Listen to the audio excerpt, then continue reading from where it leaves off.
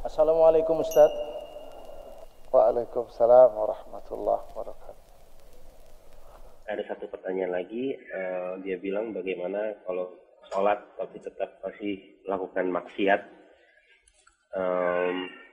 mungkin caranya untuk taat secara kafah gimana biar kita nggak sholat tapi tetap maksiat atau tetap melakukan hal-hal yang dilarang Allah. Siap jemaah. Nah, kalau kita lihat ya, kadang-kala ada orang yang mengatakan kamu itu sholat, jalan, maksiat terus, mending gak usah sholat. Kadang-kala ada yang berpendapat seperti itu. Itu tidak benar. Inna sholata tanha anil fahsya'i wal munkar. Sesungguhnya sholat itu mencegah dari perbuatan keji dan mungkar. Tapi kalau tadi dikatakan, kok kemungkaran ana masih jalan Ustaz ya? Maksiat ana masih ana lakukan. Yang salah di mana? Yang jelas kita yakin firman Allah ini nggak salah.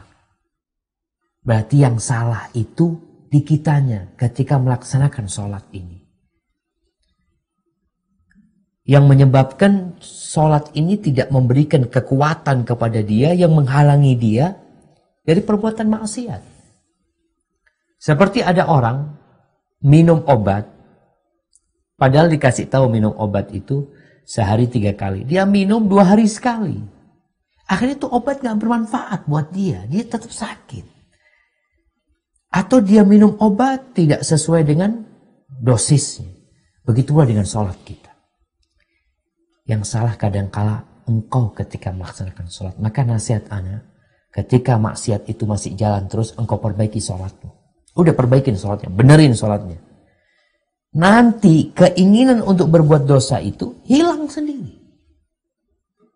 Akan ada kekuatan di dirimu yang mengusir nafsu-nafsu tersebut atau menundukkan nafsu-nafsu tersebut. Tapi kalau sholatnya sekedar sholat, tadi cuma yang penting sholat, cuma menggugurkan kewajiban, maka dia tidak punya kekuatan untuk menghalangimu dari berbuat dosa. Maka nasihat ana, perbaiki sholatnya. Kaji tentang bagaimana sholat yang khusyuk. Hakikat sholat itu apa sih sebenarnya? Kalau dulu ya, ada sebagian dari salafus saleh itu ketika ambil udhu itu sudah berubah kulitnya. Dia pucat.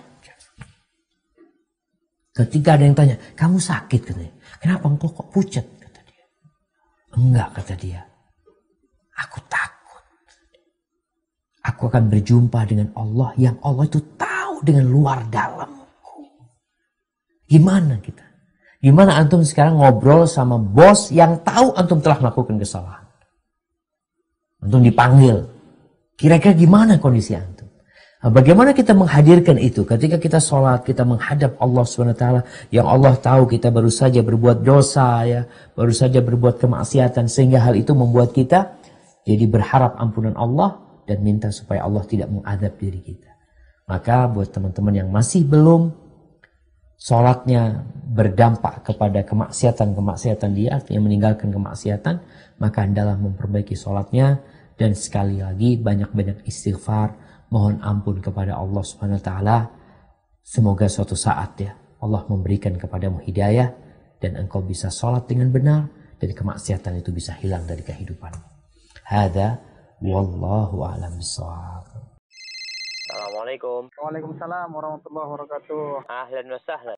Halo Ustaz, tanya Ustaz lebih mudah.